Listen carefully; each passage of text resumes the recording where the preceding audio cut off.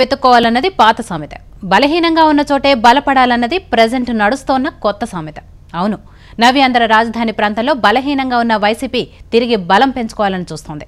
కృష్ణా జిల్లాలో 2 ఎమ్మెల్యేలను మరికొంతమంది నేతల్ని కోల్పోయిన వైసీపీ ప్రస్తుతం పట్టు సాధించుకునే పనిలో బిజీగా ఉంది. నవ్యాంధ్ర రాజధాని ప్రాంతంలో పార్టీ బలోపేతంపై వైసీపీ దృష్టి సారించింది. మొన్నటి ఎన్నికల్లో కృష్ణా జిల్లాలోని 16 స్థానాల్లో 5 గెలుచుకున్న వైసీపీ 2 ఎమ్మెల్యేలు పార్టీని వీడడంతో కేవలం 3 స్థానాలతో సరిపెట్టుకుంది. గుడివాడ, తిరువూరు, పామర్రు, విజయవాడ వెస్ట్, నూజివీడు స్థానాల్లో వైసీపీ గెలవగా తాజాగా వైసీపీ నుంచి టీడీపీలోకి పామర్రు ఎమ్మెల్యే ఉప్పులేటి కల్పన, విజయవాడ వెస్ట్ ఎమ్మెల్యే జలీల్ ఖాన్ చేరిపోయారు. మాజీ మంత్రి పార్థసారథి, పేర్ని నాని, గౌతమ్ రెడ్డి, వంగవీటి రాధా వంటి నేతలున్నప్పటికీ దాని ఫలితం పాక్షికంగానే కనిపిస్తోంది.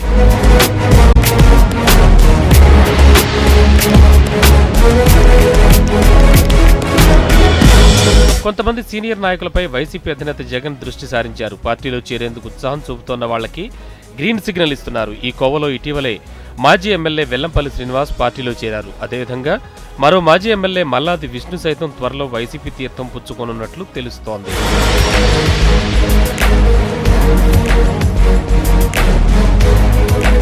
గతెన్నికల్లో జనసేన పార్టీ నుంచి విజయవాడ పార్లమెంటు సీటును ఆశించి భంగపడ్డ పీవీపీ ఈసారి వైసీపీ నుంచి విజయవాడ పార్లమెంటు సీటును ఆశిస్తున్నట్లు తెలుస్తోంది. అదేవిధంగా విజయవాడ మాజీ ఎంపీ లగడపాటి రాజగోపాల్ పేరు కూడా వినిపిస్తోంది. మైలవరం నుండి ఎమ్మెల్యే స్థానానికి కానీ లేక తన పాత స్థానమైన విజయవాడ ఎంపీ స్థానానికి కానీ వైసీపీ నుంచి లగడపాటి పోటీకి నిలబడవచ్చని ఆ పార్టీ వర్గాలు గుసగుసలాడుతున్నాయి. అయితే ఇటీవల లగడపాటి సీఎం చంద్రబాబుతో భేటీ కావడం చర్చనీయాంశమైంది. విజయవాడ టీడీపీ ఎంపీ కేసినేని నాని తీరుతో విసుగు చెందిన చంద్రబాబు ప్రత్యామ్నాయంగా లగడపాటిని తెరపైకి తెచ్చారని అటు తెలుగు తమ్ముళ్లు కూడా తెగ చెవులు కొరుక్కుంటున్నారు.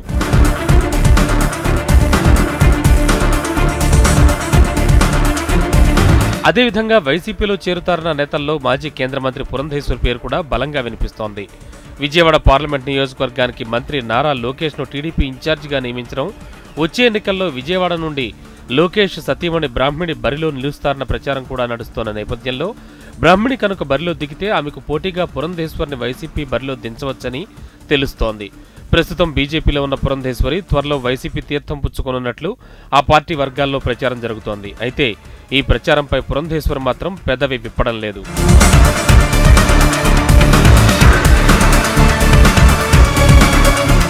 మొత్తంగా రాయలసీమలో బలంగా ఉన్న వైసీపీ నెమ్మదిగా మిగతా ప్రాంతాలపై కూడా దృష్టి సారించింది.